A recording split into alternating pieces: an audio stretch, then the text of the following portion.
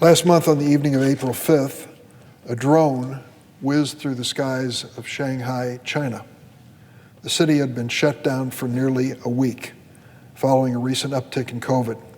China's government had forced Shanghai's nearly 26 million residents into a strict lockdown.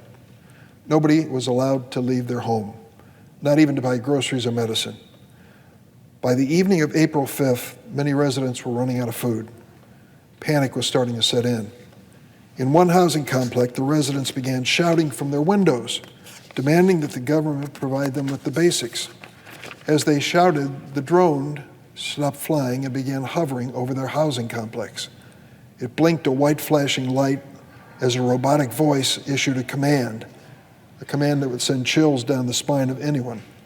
The voice instructed the residents of that Shanghai apartment complex to comply with the lockdown and then said, "Control your soul's desire for freedom."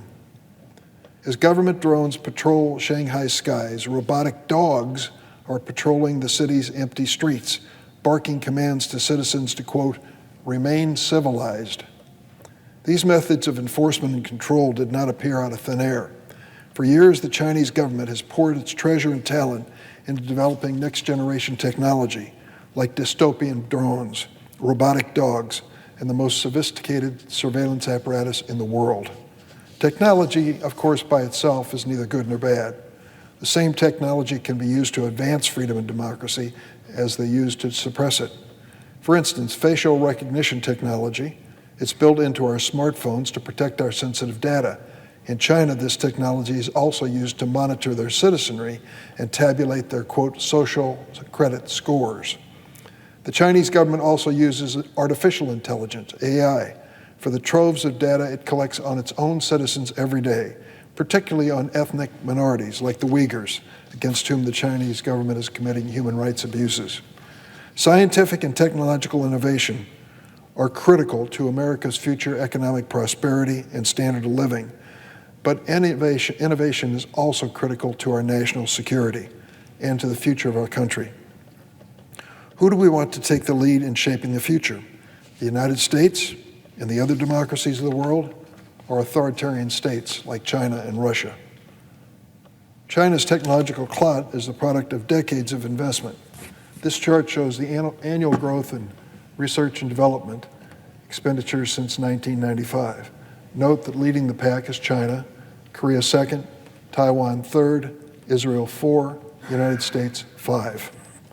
From 1995 to 2018, China increased its investment in research and development by more than 15% on average, reaching $463 billion in 2018. Since then, they've accelerated at pace.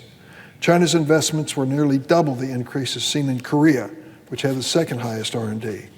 During that same period, America grew by less than 5%, leaving it only $89 billion ahead of China. Last December, a report from Harvard warned that China is now a full-spectrum peer competitor when it comes to advanced technology like AI and quantum computing.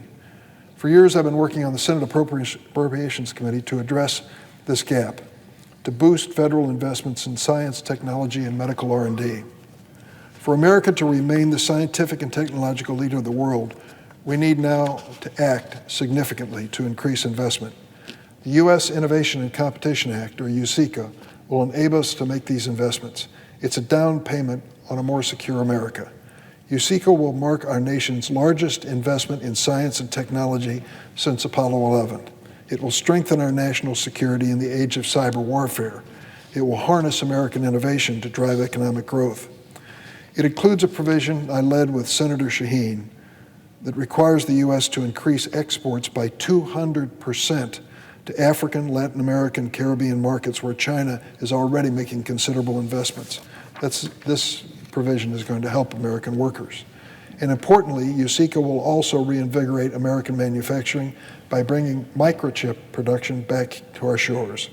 It devotes $50 billion to expand our U.S. microchip industry, a critical component in our future economy.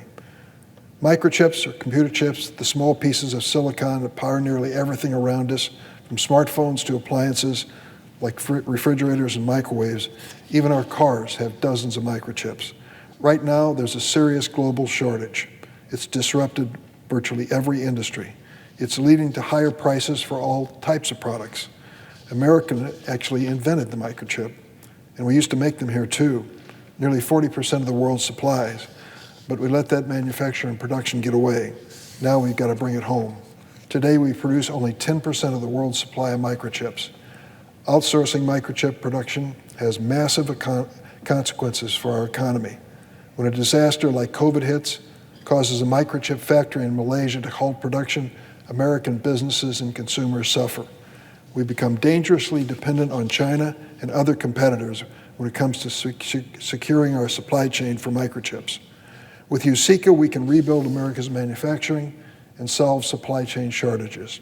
It will incentivize companies to hire more American workers, make their products right here at home. In addition to shoring up America's supply chain, USICA will help protect American consumers. The House has a counterpart bill, the America Competes Act. Including in that is something known as the Informed Consumers Act. I introduced this with Senator Cassidy, Republican of Louisiana, and is led in the House by Congresswoman Schakowsky and Bill Arakis. This bill will help prevent counterfeit goods from China and stolen goods from our retail stores by being hawked by shady sellers on online marketplaces. It was 10 years ago or more. Home Depot came to see me. They said, "We've got a problem." I said, "What is it?" And they said, "Our drills are being sold on an internet marketplace." I said, "What's wrong with that?" They said, "We're not selling them." And they are the drills which are made in our sole manufacturing facility in China. Somewhere after they are made, they are stolen. And someone's stealing enough of them that they can offer them for sale on the internet. I said, "Well, that explains a lot of what's going on. Go into a drugstore today and try to buy a deodorant, and you'll find it's under lock and key. And you think to yourself, wait a minute, that only cost a couple bucks. Why is it under lock and key? Because it's so frequently stolen in bulk. Whether it's Home Depot's drill or the deodorants sold at Walgreens, people are stealing them in volume, not for personal use or personal sale, but because there are gangs now that are peddling these goods on the internet.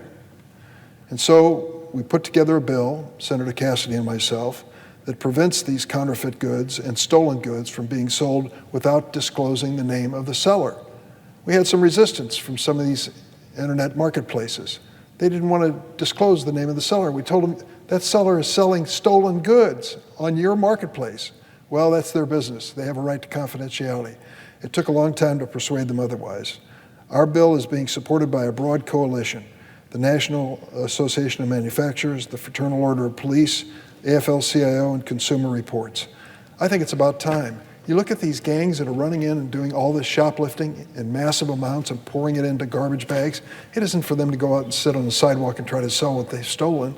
They've got a syndicate, a gangland operation, which filters all these goods into an internet marketplace. Now, if we can start to identify these sellers of these illegal and stolen goods, perhaps we can start to bring justice to this situation.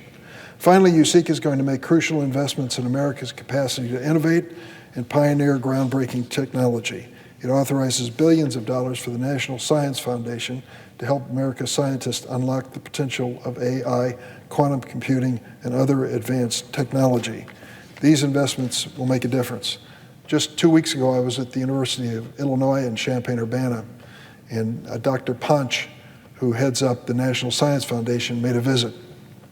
I'm proud to report that many universities in our state do federal research, but the University of Illinois may do more than most, and they receive many grants from the National Science Foundation.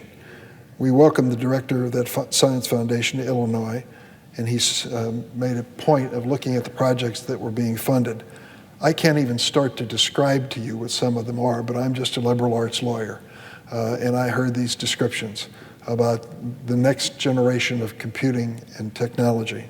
Let me tell you about one of the projects which I did understand. It was led by Professor Girish Chowdhury, along with the CEO of his company, Chinmay Soman. The project they've started is called Earth Sense. Picture this, if you will.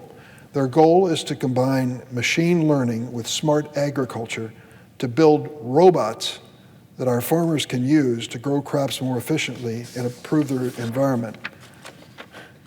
So I watched their little robots go to work. They're powered by batteries, and if you can picture a cornfield, and we've got a lot of them in Illinois, these robots go between the rows of corn.